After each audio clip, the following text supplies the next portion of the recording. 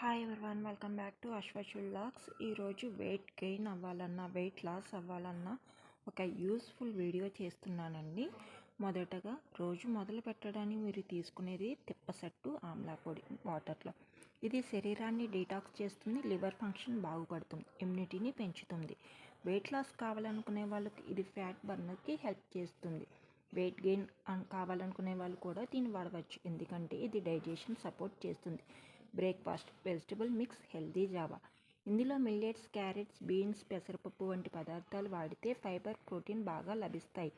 దీన్ని తింటే పొట్ట నిండిన ఫీలింగ్ వస్తుంది. ఇది తినే అలవాటు తగ్గుతుంది. వెయిట్ లాస్కి ఇది పర్ఫెక్ట్ బ్రేక్ఫాస్ట్.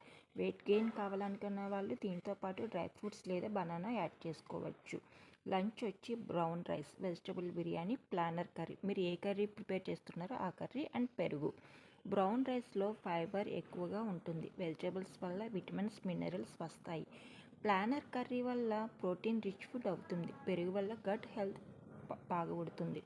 వెయిట్ లాస్కి ఇది సూపర్, ఎందుకంటే వైట్ రైస్ కన్నా బ్రౌన్ రైస్ జీర్ణం అయ్యే సమయం ఎక్కువగా తీసుకుంటుంది. వెయిట్ గెయిన్ కావాలనుకునే వాళ్ళు అయితే బిర్యానీ క్వాంటిటీ పెంచి మీరు ఏ కర్రీ ప్రిపేర్ చేస్తున్నారో ఆ ఎక్కువ కర్రీ తింటే మంచిది.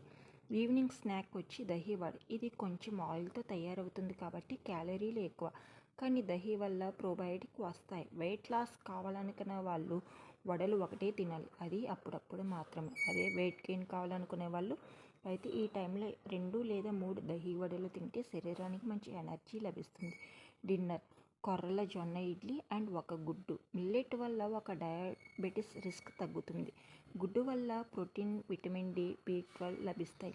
డిన్నర్ లైట్గా కానీ హెల్తీగా ఉంటుంది. వెయిట్ లాస్కి ఇది బెస్ట్, ఎందుకంటే ఇది రాత్రి జీర్ణం సులభంగా అవుతుంది.